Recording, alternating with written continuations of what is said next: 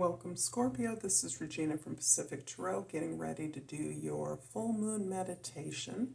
The full moon in Scorpio occurred last week, a lunar eclipse, and the sun is still in Taurus. So this, with Mercury going direct more than midway through its retrograde cycle, is giving us a chance to contemplate Pluto's retrograde back into Capricorn, where it was for about 15 years, probably longer. Pluto will remain in Capricorn, although it will not stay retrograde through the end of the year. And the Pluto in Aquarius moment that we have experienced is helping us prepare, with Mercury's help, what we're looking forward to in the future, the changes that we're absorbing, the direction we're moving in, all the things that we have learned to let go, those structures that are no longer serving us, so that we are lighter, better prepared, and more intentional moving forward. So let's get started, Scorpio, with your overall energy. The Seven of Cups. This is really about you recognizing and seeing many of the options and possibilities that are available. Many of these are, you are fully aware, projections of your own desires for gratification, for compensation, for revenge. These are not all equal or positive options for you, and you're aware of that. The availability of so many possibilities is a bit overwhelming and pretty confusing for you at this time. And you may be experiencing the sense of overwhelm around so many choices, hopping from one possibility to another. But overall, this is more about allowing the possibilities to become distractions from your real intention, your real goals and purpose at this time. There is a victory here. You are closer to your path. You are on your path, but you're closer to your goal than you may think. You are experiencing this sense of freshness and newness about a changed world. But you are also having to recognize that these shiny baubles are a distraction from what it is that you are very intentional about doing at this time. In the position of your moon card is the Four of Cups, and I don't want to forget to mention that Pluto is your ruling planet. This is one of your moving planets. I would argue it's the most significant planet I would associate with you. Pluto has been going through this last phase, is a retrograde back into Capricorn, is really a kind of revisiting and summary and last extraction from all the lessons we've learned over the beyond the pandemic, the past 15 or so years. So the Four of Cups is really about the way that you have kind of realigned yourself with the things that are most important to you, the things that are most significant to you, and you've actually built a process, or a process where you are using your deep and profound emotions and experiential responses to understand what moves you, what feels good to you, what liberates you, and this power to gain the things that you need for yourself, taking control of that, not giving that power away to others who are nowhere near as qualified as you are to manifest the things that you want. And because of your depth of vision, you are able to motivate and not only motivate others, but envision the release of the movement of power in directions that affect the entire collective, community, family, country. You are all about the nature of power. And so your ability to recognize that you don't need to wait for others to give you anything. Something that you may be in receipt of now would once have felt as though you were saved, elevated, and cured. But you recognize that you have grown so much since the origination of this desire, this wish, that you're not even sure if it fits you anymore, if it's a match. In the position for your sun, we have the Strength card. And this is really a confirmation that you have really had to persevere without a tremendous amount of external support. Whatever support you've had, you've manifested it for yourself. You have been on the giving side of perseverance, where you have, through your superior resilience and ability to intuit and amass power and control for yourself, you have recognized the need for support when you see it, and you have ministered and been there to help others without any expect or recompense. So this is really showing that you are learning to show the soft side. You've got the hard side down. You know how to be strong and fierce, but you've really learned to be softer.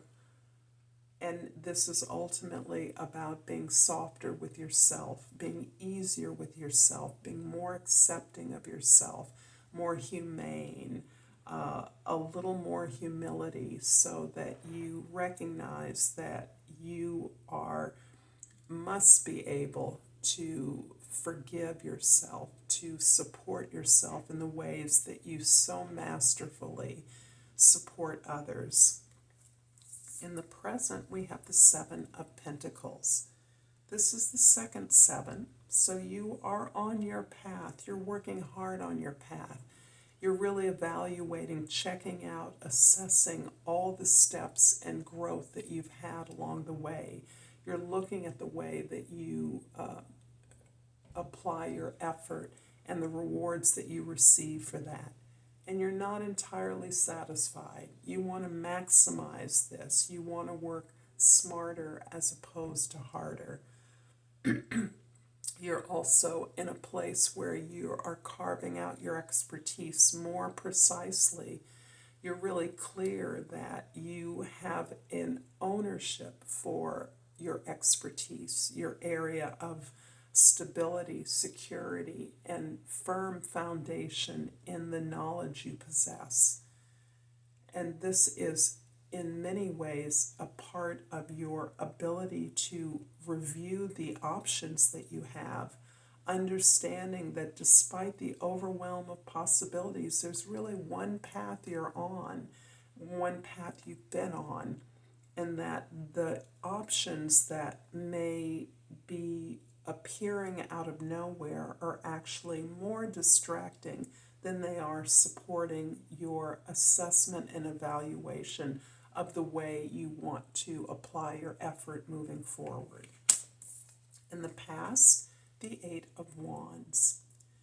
This is about Mercury being unleashed from its latest retrograde cycle that is helping you to further digest and integrate the lessons of your ruling planet Pluto.